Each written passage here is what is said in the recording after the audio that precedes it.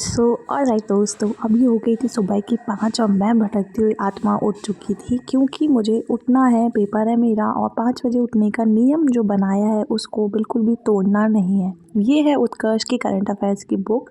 मैंने ऐसा समझा है कि आरपीएफ एसआई का जो एग्ज़ाम है उसमें करंट जो है वो काफ़ी ज़्यादा डिटेल में आ रही है, इसलिए मैं इसको प्रेफर कर रही हूँ अभी फ़िलहाल, क्योंकि मुझे बाद में पता चला कि उस टॉपिक पढ़ पाऊँगी मैं इसके। फिर उसके बाद आज था गुरुवार, तो फिर मैंने सोचा चलिए जल चढ़ा देते हैं भगवान जी पे। और पहले मैंने व्रत भी किए थे पर अब हर वीक व्रत करना पॉसिबल नहीं हो पा रहा था, इसलिए फिर मैं सिर्फ पूजा कर लेती हूँ। और फिर यहाँ पे मैंने की पूजा और बस एक ही चीज़ मांगनी है मुझे भगवान से कि हे भगवान मेरी जॉब लग जाए, ताकि जितनी भी मेहनत की है उस सब का आउटपुट मिल जाए। नहीं तो अभी तक ऐसे ही लग रहा है कि सारी मेहनत वेस्ट चली जाएगी अगर जॉब नहीं लगी तो। फिर उसके बाद में मैं चली गई लाइब्रेरी अपने पहले स्लॉट की पढ़ाई करने के लिए। यहाँ पर मैं आप सभी को एक बात बताना चाहती हूँ कि आप में से कुछ लोग ऐसे होंगे जो कि अपनी मतलब पढ़ाई के जो रूटीन है उसको रूटीन के साथ फॉलो नहीं करते होंगे, मतलब इन द सेंस कि आप लोग बस पढ़ रहे होंगे, है ना। और कुछ लोग ऐसे होंगे जो एकदम प्रॉपर अपना टाइम रूटीन फॉलो कर रहे होंगे।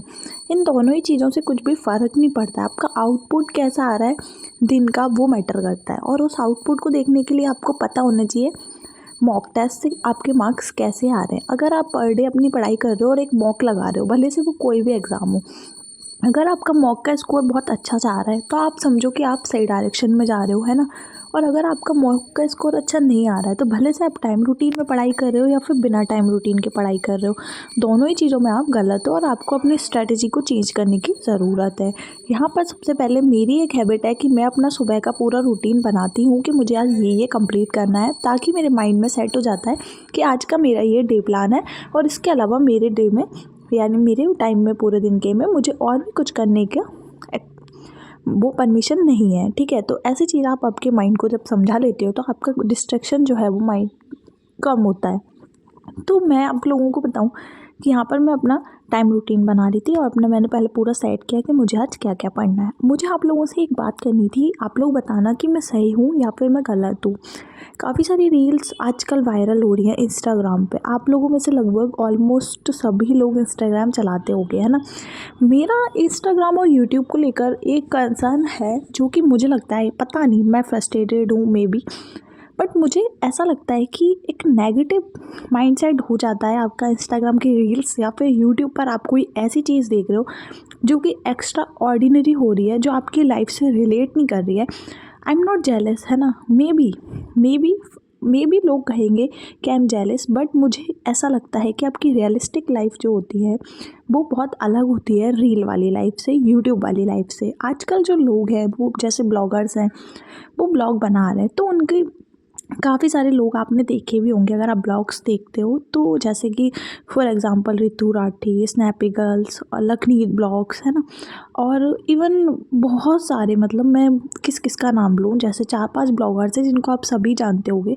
तो मुझे ऐसा लगता है कि इनकी जो रियल लाइफ है ना वो बहुत बाद में निकल के आती है, कुछ लोगों की पहले आ जाती है। जैसे कि ये ऋतु राठी वाला जो हुआ था तो उसमें चीज़ें देखिए, पहले सबको बहुत अच्छा कपल लग रहा था, फिर उसके बाद चीज़ें हुई तो लोग जज करने लगे। फिर स्नैपी गर्ल्स वाला एक हुआ जिसमें कि मतलब आपको लग रहा था कि लाइफ में सब कुछ सेट चल रहा है इनकी में, तो सब कुछ कितना अच्छा है, और फिर उसके बाद में आपको जब सच्चाई पता चलती है तो ऐसा ही, मतलब मैं आज की जो मतलब इन्फ्लुएंसर्स हैं और मुझे ना काफ़ी बहुत कम पसंद आने लगे हैं और वो रियलिस्टिक नहीं हो पा रहे हैं। और मैंने एक चीज़ नोटिस की है कि अगर जब तक आप रियलिस्टिक कंटेंट नहीं बनाते हो ना, अगर आप एक लिमिट तक ही आप आगे बढ़ पाओगे, उसके बाद जब आपकी सच्चाई सामने आएगी या फिर लोगों को पता चलेगा कि ये झूठ था, तो फिर उसके बाद ना आपका जो चैनल का ग्रोथ है ना वो रुक जाता है। भले से लोग बोलते हैं पर आपको लोग पसंद नहीं करते हैं, जैसे कि नेहा आशीष तिवारी वाला जो केस हुआ। मुझे ऐसा लगता है पर्सनली कि ये लोग जो है ना लोगों को बेवकूफ़ बना रहे थे, और फिर उसके बाद में जब चीज़ें ऐसी हुई, मतलब जब सच्चाई सामने आ गई, तो भले लोग उनका कंटेंट देख रहे हैं पर उनको दिल से गालियाँ ही पड़ रही हैं, है ना, कि ये इसने ऐसा किया, इसने ऐसा किया, इसने ऐसा किया। तो फॉर मी, मुझे ऐसा लगता है कि यार इन्फ्लुएंसर हो आप और आप अच्छी चीज़ें दिखाओ, है ना। आप लोगों को बताओ कि आपकी लाइफ में अगर ये प्रॉब्लम भी, आप बताते ही नहीं हो, आप आपके पूरे ब्लॉग में शेयर ही नहीं करोगे कि आपकी लाइफ में क्या प्रॉब्लम चल रही है। और फिर उसके बाद में ना आपका भांडा फूटता है। अरे आप इन्फ्लुएंसर हो तो आप इन्फ्लुएंस कर रहे हो लोगों को, आज की यूथ को आप इन्फ्लुएंस कर रहे हो, तो आपको बताना चाहिए कि आपकी लाइफ में ये प्रॉब्लम है, आप उसको ऐसे टेकल कर रहे हो, है ना। तो कुछ चीज़ें हैं जो मुझे कहीं ना कहीं इन्फ्लुएंसर्स की पसंद नहीं आ रही हैं। और साथ ही साथ जो इंस्टाग्राम रील्स हैं उनकी अगर बात की जाए, इंस्टाग्राम रील्स की, तो मुझे ऐसा लगता है कि कुछ ज़्यादा ही स्टैंडर्ड हाई कर दिए गए हैं कपल गोल्स को लेकर, या फिर मतलब कोई भी चीज़ को लेकर, जिसकी वजह से ना, चाहे वो लड़कियां हों या फिर लड़के हों, स्पेशली लड़कियां, उनका ना माइंडसेट ना नेगेटिव हो जाता है। अगर कोई चीज़ वो देख रहा है और अगर उनके साथ वैसा नहीं हो रहा है तो मे बी उनका माइंडसेट ना बहुत नेगेटिव हो जाता है, जो कि रियलिस्टिक नहीं है। वो रील्स रियलिस्टिक नहीं है, क्योंकि उनको वो रील्स वो सोच कर बना रहे हैं ना। उनकी लाइफ में वैसा हो रहा है नहीं हो रहा है वो मैटर नहीं कर रहा है। यार मैं बोलूँगी इन्फ्लुएंसर्स हो आप लोग, सही चीज़ें बताओ। आपकी लाइफ में अगर प्रॉब्लम्स चल रही हैं तो आप वो भी शेयर करो।